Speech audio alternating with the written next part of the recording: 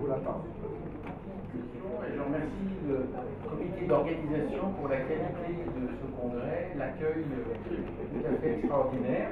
Et je vais vous parler effectivement des cancers sur bulles. Alors, il faut que je règle les affaires ici. Donc c'est un piège rare qui est à connaître à la fois pour les radiologues et pour les pneumologues. Ça passe pas là-bas, effectivement. Ça passe pas. Là-bas, ça passe pas, il faut regarder là. Ah bon, d'accord. Bien, vous mettez le laser. Vous voyez le pointeur laser? Je sais pas, il y a quelque chose qui est Qu'est-ce que tu veux? On va se mettre. On a perdu là. Elle y est là, la flèche. Elle y est la flèche. Mets le pointeur. Non, mais elle est pas sur l'écran. Elle n'est pas sur l'écran là.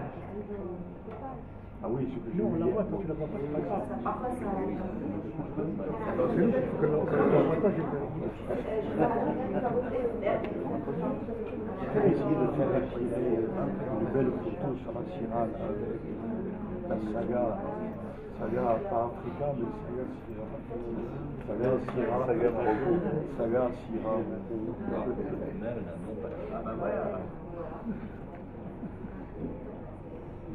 Parfait. Super, merci beaucoup.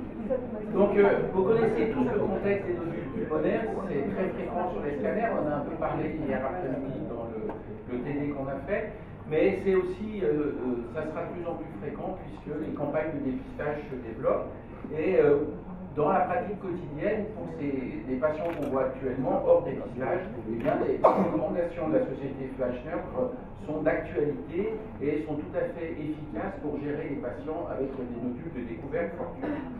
Il y a une petite question, une niche, parce que ça, tous les nodules en verre dépoli, les nodules solides, tout a été dit, redit, et voilà. Et puis il y a une petite niche, une redécouverte récente, qui sont les lésions pulmonaires cancéreuses développées sur des kystes pulmonaires. Et ça a un certain intérêt. Alors je vous propose une présentation avec quelques histoires glanées au cours des 20 dernières années. Et puis après on essaiera de généraliser un peu avec des recommandations plus récentes, publiées par le Lone Rats, donc le dépistage américain qui date de novembre 2022. Vous voyez que c'est très récent. Première histoire, il s'agit d'un homme vu en 2007, vous voyez ça fait bien, voilà, 15 ans, et qui vient pour une bronchiolite. Alors vous avez ici de multiples micronodules, et quand on voit ce patient, eh bien on s'aperçoit qu'il y a de multiples micronodules, mais il y a quand même un nodule ici, et donc évidemment on dit que c'est une bronchiolite cellulaire, probablement infectieuse, en général là on ne sait jamais quel est le germe, et puis il faut le recontrôler. Donc vous voyez qu'on le recontrôle 6 mois plus tard, et vous voyez que la bronchiolite a disparu, par contre le nodule est toujours là. Et on se dit, ben, c'est peut-être un cancer, ce patient fumait, il avait l'âge de faire un cancer. Donc, entre les deux, il n'y a pas beaucoup de différence, donc on propose un nouveau contrôle.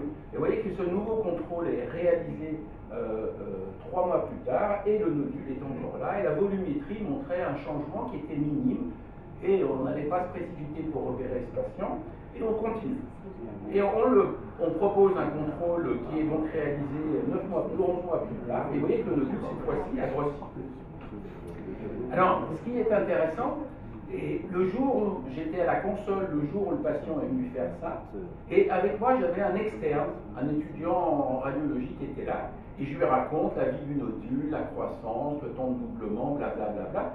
Et ce garçon qui était fort curieux me dit, mais c'est quoi ça? Et je lui dis, mais ça c'est une bulle, on s'en fout.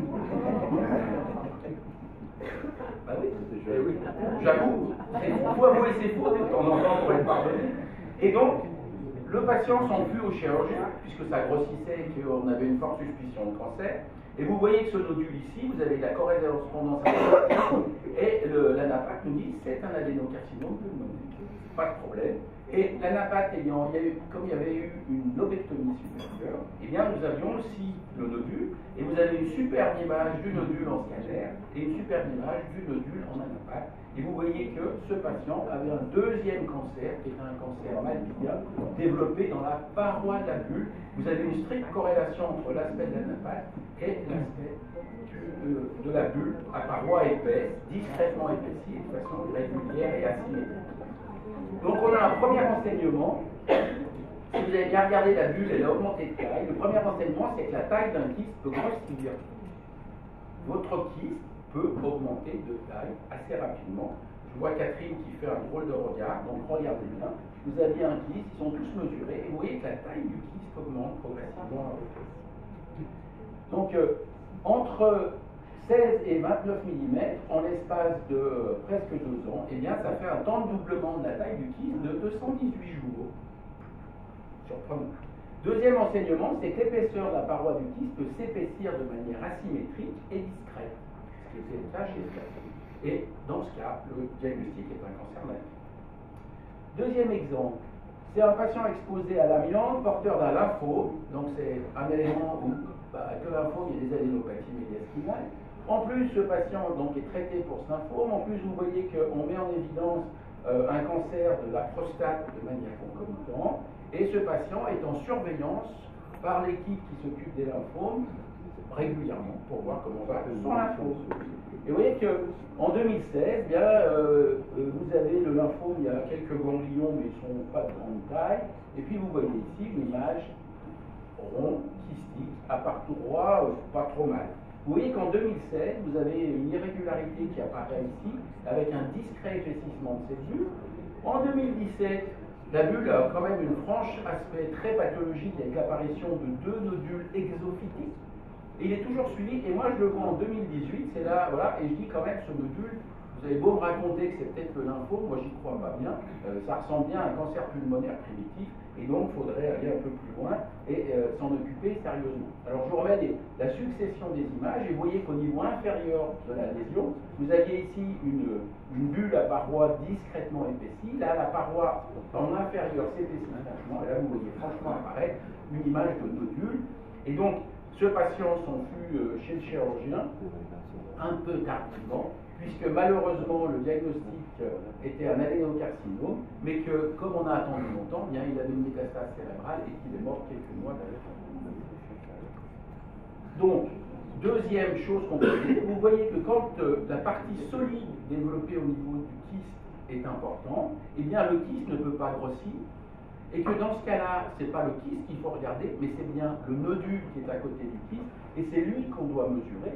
Et vous voyez que si on mesure le kyste, ben, il est de 20, 22, 25, 18 mm. Par contre, si vous mesurez l'ensemble kyste plus nodule, vous avez bien une croissance avec un temps de doublement volumique de 200 jours, qui est très suspect d'être une lésion tumorale. Il n'y a pas photo quand on voit l'aspect que ça a à terme, et donc adénocarcinome. Donc, second enseignement, la taille d'un kyste peut croître rapidement, sauf si la partie solide se développe de manière importante, et auquel cas, c'est cette partie solide que vous devez regarder. Le diagnostic ici est un adénocarcinome, et puis quand on a un contexte distracteur avec un lymphome plus un cancer de prostate, ça ne facilite pas l'acuité visuelle pour prendre en charge les patients. Autre exemple, donc c'est un patient de 62 ans, perte de 10 kg et asthénie. Bilan TDM montrant une adénopathie paraœsophagienne et 3 nodules pulmonaires. Et vous savez que les PAX sont très utiles parce que quand vous avez un PAX, ben, vous voyez le patient à haute tombée, et quand les patients sont fidèles à leur radiologue, c'est bien, la fidélité paye toujours, et bien c'est toujours intéressant d'aller voir dans le temps antérieurement qu'est-ce qui s'est passé. Et vous voyez que ce patient, on le découvre en 2019-2020 avec ces nodules, avec cette masse sous-carinaire qui a vraiment mauvaise mine avec une sténose bronchique droite. Et puis quand vous allez regarder en 2015, ben, ce patient avait déjà une image kystique à paroi discrètement épaissie. Et vous voyez que la partie inférieure de la lésion est franchement épaissie, il ne s'agit pas du tout d'un vaisseau.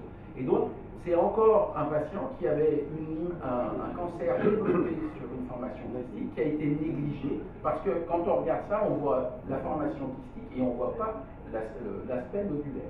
Et si vous regardez chez le même patient, en 2019, il avait un deuxième nodule qui est ici, et quand vous regardez bien en bas, eh bien, il y avait déjà une formation qui était une formation de petite taille, et donc ce patient a été opéré à un moment, et c'était aussi un adénocarcinome. Alors, vous avez ici un autre patient, regardez, avec un épaississement d'une bulle asymétrique. Et progressivement, deux fois en 2012 on le voit, en 2013 on confirme, et ça c'est un patient qui était dans un protocole de recherche pour la BPCO, c'était pas très glorieux, et le diagnostic avait été dit ici en disant attention, l'épaississement existe, il faut faire quelque chose. Le patient n'a pas vu le docteur, il a vu un arc qui a gentiment rangé le compte rendu dans un dossier, et quand il est revenu 3 ans plus tard, on a vu un cancer de grande taille qui s'était développé dans l'espace. On voyait que ça peut croître assez vite. Autre exemple, femme de 58 ans, fumeuse, carcinome malign du sinus piriforme gauche, traitée par radiochimiothérapie en 2006, et elle a des lésions, elle bénéficie de l'exérèse de ces lésions buccales, et elle fait une pneumonie. Et on contrôle en 2006 une pneumonie, vous voyez ici une bulle à paroi qui contient plusieurs cloisons et qui est multiloculée. En 2006, vous voyez qu'en 2017 on contrôle cette image qui s'est remplie littéralement, et si vous la regardez en coupe coronale, vous voyez qu'ici on avait vraiment une image multicloisonnée qui s'est à la fois remplie et qui a à la fois augmenté de taille, et qui était également un adénocarcinome du lobe supérieur gauche avec un temps de doublement de 118 jours, donc qui va quand même extrêmement vite. Donc quatrième enseignement, quand vous avez des kystes multicloisonnés, c'est un cas particulier des kystes, eh bien, ces kystes multicloisonnés sont hautement suspects de lésions pré-néoplasiques ou néoplasiques en devenir. Et vous avez ici un autre exemple. On pourrait presque appeler ça une strip, c'est-à-dire un patient avec de l'emphysème et une fibrose localisée. Vous voyez apparaître quelques mois plus tard une image kystique avec des cloisons à l'intérieur, et puis progressivement on voit un épaississement périphérique, et puis à la fin un adénocarcinome exophytique qui s'est développé sur cette lésion. 2017, c'est un homme de 74 ans, BPCO, inclus dans un protocole de recherche clinique fait avec l'université de Nice. C'est le protocole R auquel on avait souscrit à l'époque, donc dépistage du cancer bronchique avec des cancers réguliers pour voir comment ça se passe. Et vous voyez qu'en 2017, on découvre ça, la première fois qu'il vient dans son protocole, c'est-à-dire qu'on voit une image kystique avec une image nodulaire attendue au kyste, donc à nouveau exophytique. Et puis dans le PAX, on avait des vieilles images. Vous voyez qu'en 2012, il n'y avait qu'une portion kystique subpleurale, puis un épaississement en 2015, et puis en 2017, il y avait ça. Ce patient, compte tenu des expériences fâcheuses antérieures, a été opéré, et vous voyez que le compte rendu est compliqué. La seule chose à retenir, c'est que le diagnostic est celui d'amylose pulmonaire nodulaire de forme solitaire. Donc en fait, le nodule était un nodule d'amylose et pas un cancer bronchique. Donc ça veut dire qu'il y a des diagnostics différentiels aux images bulleuses ou kystiques à parois épaisses ou qui se remplissent. C'est l'infection du kyste, mais en général, ça évolue rapidement. Et souvent, cette infection du kyste produit un nouveau hydroaérique à un moment ou à un autre. C'est une infection à évolution cavitaire, c'est-à-dire que vous faites une infection et il y a évolution vers une cavité, donc ça, en gros c'est un abcès. Il y a l'amylose et puis certaines vascularites, comme la maladie de Paget.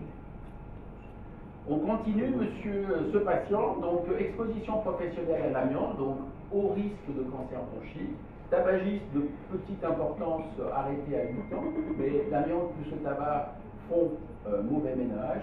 Vous avez ici chez ce patient 2 lésions cavitaires à parois épaisses, une du lobe moyen, une du lobe supérieur, qui est ici. À votre avis, laquelle est cancéreuse? Les deux? D'accord. Donc on continue. Il y a une scintigraphie qui est faite. La scintigraphie ne montre pas grand-chose, parce que les lésions sont petites, puis la paroi est fine, donc la résolution de la scintigraphie ne permet pas de faire quelque chose. Il a été opéré. Il y en a un qui a un granulome tuberculoïde, c'est celui du lobe supérieur, et l'autre qui est un adénocarcinome pulmonaire. Donc ça veut dire que la tuberculose aussi est un piège, et c'est bien. Alors si on peut essayer de faire un peu la synthèse de ces lésions sur des lésions bulleuses kystiques, vous avez un premier essai en 2015 publié par cet auteur qui décrit en fait 4 types qu'on a vus, c'est-à-dire une lésion kystique avec développement d'un nodule solide exophytique ou endophytique à l'intérieur de la bulle. Progressivement, vous voyez apparaître un nodule, au premier coup, vous voyez ça. Il y a l'épaississement progressif de la paroi de la bulle, ou bien alors, comme je vous ai montré un ou deux cas, une lésion multikystique avec un épaississement localisé ou l'apparition d'un nodule à l'intérieur. cet auteur asiatique a rajouté dans la classification 4 ans après le fait que effectivement on peut avoir des patients avec des bulles à parois très peu épaisses, de moins de 2 mm, à parois épaisses de plus de 2 mm, et puis le reste, ça n'a pas changé. Et évidemment, vous avez cet auteur qui vous propose en 2017 le fait que les nodules qui sont développés dans la bulle peuvent être solides, mais aussi en verre dépoli. Et ça, on a des exemples de nodules en verre dépoli qui progressivement se densifient. Donc vous voyez que ça peut se compliquer. La littérature vous dit que la fréquence de ces images est relativement rare. Vous voyez que sur la série de chaînes, donc cet auteur asiatique, c'était 1,13% des patients opérés. Dans cette série allemande, c'était 1,02. Il ne faut pas oublier que 20% des faux négatifs de la série Nelson de dépistage sont des lésions comme ça. Donc ça veut dire que dans des conditions optimales de scanner, la série Nelson, les scanners, ils sont faits toujours pareil, de façon excellente. Ils sont lus par des personnes qui ne font que ça et qui ont pas 50 scanners à lire dans la journée, mais qui les lisent peinards dans leur truc. Ils se trompent fréquemment. Donc ça veut dire que le radiologue clinicien qui a beaucoup de travail se trompe encore plus que les experts. Et vous voyez que c'est 20% des faux négatifs, donc c'est important. Et les dernières recommandations de l'Indrax publiées, vous les trouverez sur Internet, eh bien, disent que c'est à peu près 6% des cancers bronchiques quand on regarde. Est-ce qu'il y a une prédominance au niveau des lobes sub comme les cancers classiques? Eh bien, la réponse est non. Ils sont répartis de manière égale entre les lobes supérieurs et les lobes inférieurs. Et donc, il faut tenir compte des lésions kystiques des lobes inférieurs et du lobe moyen. Il n'y a pas de prédominance. Et je vous conseille cet article publié dans l'AJR en 2021 qui fait une méta-analyse de ce qui a pu être publié dans le passé et qui est tout à fait intéressant, qui fait la synthèse et avec des données qui sont plus ou moins renseignées c'est pas une étude, hein, c'est vraiment une méta-analyse qui a pris ce qui était accessible à propos de 340 cas proposés.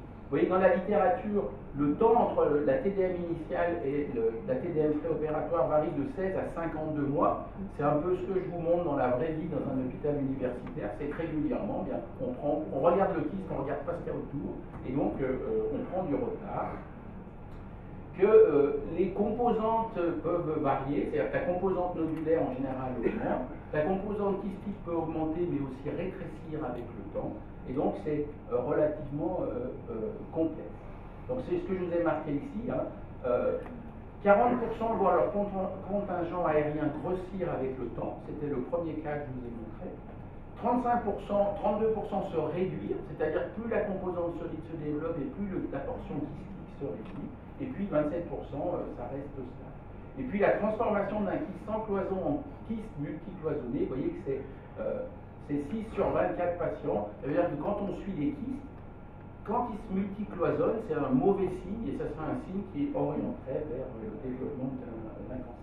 Alors l'adénocarcinome est le prédominant diagnostic histologique et la mutation la plus fréquente, c'est EGFR chez ces patients. Alors, tiré de l'Andrax, je vous propose ce qu'on peut adapter pour la pratique de tous les jours.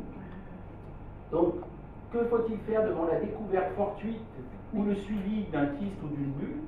Pour ceux qui sont venus au TD d'hier après-midi, on a parlé des lésions kystiques chez des gens âgés. Or, les gens qui font des cancers sont surtout des gens âgés, donc en général, c'est des kystes à parois bien fines.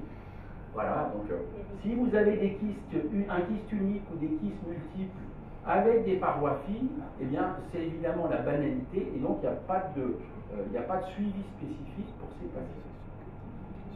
Si vous voyez, c'est toujours ambigu les recommandations, parce que c'est des recommandations faites pour le dépistage, donc les gens viennent à T0 à 1 an, à 2 ans, à 3 ans, à 4 ans, et vous dans la vraie vie, c'est pas programmé comme ça. Si vous voyez une croissance de la taille du kyste, comme le premier coup, un kyste qui augmente de taille à 1 an, 2 ans d'intervalle, et un kyste suspect, surtout si vous avez une paroi épaisse, et quand vous avez ça sur un examen, eh bien il ne faut pas laisser repartir le patient dans la nature, il faut le reconvoquer à 6 mois, et si vous confirmez que ça augmente, eh bien il faut le discuter avec le chirurgien en RCP, parce que ça a toute chance d'être un adénocarcinome plus. Vous voyez que si vous avez un kyste unique à paroi épaisse de plus de 2 mm, uniformes ou asymétriques ou nodulaires, des kystes multiples à parois fines ou épaisses, ou l'évolution d'un kyste unique vers un kyste multicloisonné, eh bien, il ne faut pas laisser passer le patient, à nouveau, ce qu'on a fait dans l'expérience, ce que je vous ai rapporté de notre expérience clinique. Eux proposent de refaire un scanner à 3 mois pour vérifier une éventuelle croissance, et puis si l'épaisseur du kyste est plus de 10 mm, faire une tête pour voir s'il y a une fixation scintigraphique. Enfin, si vous avez un kyste à parois épaisses avec apparition ou majoration de l'épaississement, qu'on a eu plusieurs fois, mais on a attendu très longtemps pour le faire, ou la majoration de taille d'un kyste multicloisonné, ou un kyste multicloisonné avec une majoration du nombre des cloisons ou apparition de nodules dans ces cloisons, eh bien c'est scanner diagnostic, donc c'est un bilan d'extension, une tête, voire une biopsie si la partie nodulaire est suffisamment épaisse, parce qu'on peut la biopsier exactement comme on biopsie un nodule de plus de 8 mm ou de 10 mm en fonction des habitudes de chacun. Enfin, si vous avez un kyste associé à un nodule interne ou externe, de densité solide ou subsolide, eh bien dans ce cas-là, il faut faire une prise en charge qui est fonction de la taille et de la densité du nodule et pas du kyste. Ça paraît logique. Dans ce cas-là, c'est le nodule qui compte parce que c'est lui qui contient la lésion tumorale. Donc pour faire la synthèse, donc point essentiel, les cancers sur bulles sont rares. Alors on va dire entre 1 et 6% des présentations tomodensitométriques de cancer du poumon. Le risque de méconnaissance est élevé, même dans une campagne de dépistage avec des experts qui ont le temps de regarder les scanners. Ça veut dire que pour nous, c'est encore plus compliqué. Donc il faut bien avoir cette notion, cette idée dans la tête. L'épaississement de la paroi de la bulle ou la survenue d'un nodule au contact d'une bulle sont extrêmement suspects et doivent enclencher une surveillance rapprochée et puis rapidement un bilan cancérologique. Et dernière chose, je vous en avais pas parlé avant, les patients non fumeurs sont surreprésentés dans cette population, ce qui explique aussi pourquoi il y a autant de mutations de GFR. Et donc il faut regarder, même si les patients n'ont pas de facteur de risque, le risque de développer ce type de cancer. Je vous remercie.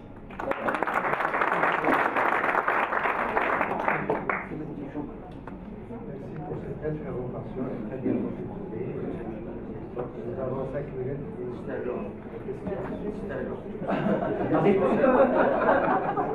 Merci pour le respect du temps. Je vais demander le... Oui, merci beaucoup d'abord. Moi, je voudrais, nous, on voit souvent des cancers sur bulles, de vrais cancers sur bulles. Nous, on voit souvent des cancers sur bulles, sur des lésions séquelaires, verticales. Il me semble que c'est une différence de ces lésions kystiques et je me demandais si histologiquement c'était pas en fait une forme d'adénocarcinome avec un trapage d'air à l'intérieur de ce type histologique qui évoluerait ensuite vers une composante mixte ou solide de premier cycle. C'est pas mêlé, c'est de check valve. Voilà. En fait, c'est-à-dire qu'en fait, le problème, c'est pas la porte d'entrée, c'est pas le kyste, c'est la porte d'entrée, c'est l'épaississement ou la partie un peu nodulaire qui peut, par un mécanisme de check valve, aussi distal soit-il, être à l'origine d'un kyste, donc de la balle en fait. Enfin, je pense que c'est un... Mais la littérature anatomopathologique est très faible sur cette affaire. Il n'y a pas d'explication histopathologique sur tout ça. Et effectivement, c'est invoqué en disant qu'on a une lésion qui est à l'origine des lésions bronchiolaires périphériques qui entraînent la formation kystique et qui progressivement va envahir la paroi du kyste.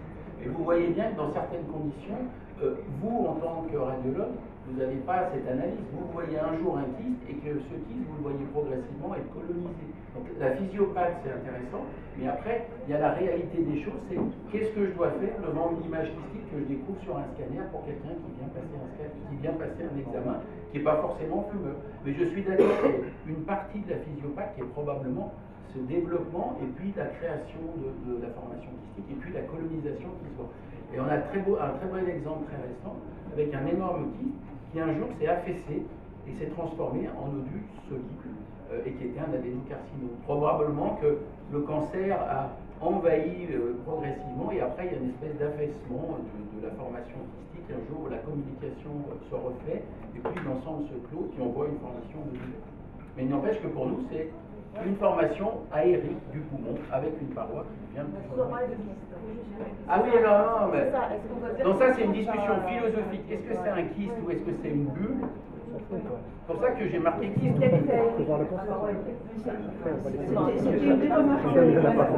C'était une des remarques combinées qu'on voulait faire. En fait, il y a la bulle, la lésion de la bulle emphysème, on voit bien survenir tout épaississement. On va être suspect de cancer sur bulle, et des lésions kystiques isolées, ce qui sont par définition suspectes. Une lésion kystique isolée dans un poumon, il faut traquer le développement d'un tuberculose périphérique ou un minime épaississement. Et une lésion kystique isolée dans un poumon est suspecte par elle-même. Sauf si tu as 75 ans. Ou ça peut être quelque chose qui est lié à la bulle. Parce que tu peux avoir une bulle quand tu vieillis qui se développe. Voilà. Mais est-ce que c'est une bulle ou un kyste? Moi, je sais. C'est pas une bulle. Puisque tu dis que ton approche est définitive. C'est une lésion avec une paroi fine, donc c'est la définition d'un kyste. Les Américains disent cyste, mais comment ils appellent cyste? Tout ce qui est bulleux, et de temps en temps c'est bulle aussi. Moi, je sais pas, l'ANAPAC ne te dit pas la paroi, il n'y a pas d'analyse de la partie fine de l'affaire, parce qu'on ne les opère pas. C'est compliqué. En tout cas, c'est une formation aérique à paroi. En tout cas, il faut les surveiller quand on voit un petit épaississement à cible. Oui. Ça me rappelle les années 90. Moi, j'ai pas de souvenir. Des années 80. Sur des séquelles de tuberculose. Et le chef de service me demandait d'aller chercher des dossiers des malades qui avaient des cancers sur des séquelles qui n'étaient pas tumeurs. Donc, je pense que ça revient à la même chose, des petites lésions kystiques. Voilà. Est-ce que c'est pas la même?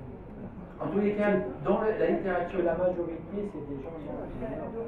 La majorité sont. Il y a beaucoup de non-fumeurs. C'est pas la majorité, je crois que c'est au moins 30% des gens. La chose, c'est que là, dans les images qu'on a, il n'y a pas de lésion séquelaire ou tuberculose. On n'en voit presque plus maintenant en France. Et dans la littérature, c'est. Voilà.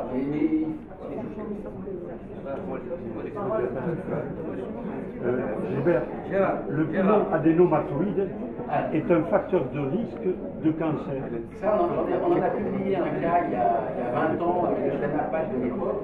Le poumon adénomatoïde, la formation adénomatoïde qui est quand même exceptionnelle, et effectivement, avec le vieillissement chez des gens qui ne fument pas, ça peut se transformer en adénocarcinome. C'est un facteur de risque. Mais ça, on ne peut pas admettre que ce que je vous ai montré, c'est des malformations adénomatoïdes. Mais est-ce qu'il justifie une surveillance particulière? La formation adénomatoïde. Faut-il les garder? Certains, les chirurgiens à une époque disaient qu'il faut les enlever parce qu'il y a un risque de dégénérescence. Moi, dans toute ma carrière, j'en ai vu un cas qu'on avait publié à l'époque il y a très longtemps. C'est à peu près tout. Mais on a des malformations adénomatoïdes qu'on voit souvent. Non. Mais voilà.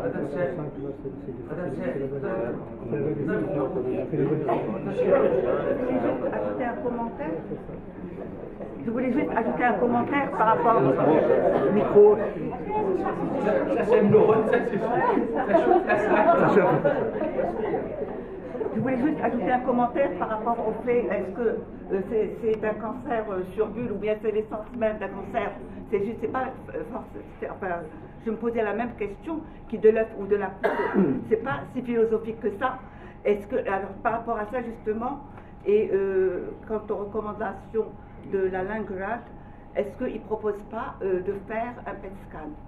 Le PET scan a l'intérêt, et c'est bien dit dans ce que je vous ai montré à la fin, que si la partie solide est suffisamment grosse, c'est-à-dire qu'il faut au moins que ça mesure 8 mm pour que vous ayez une réponse qui soit utile. Donc, pas de contrôle si la réponse est inférieure à 8 mm.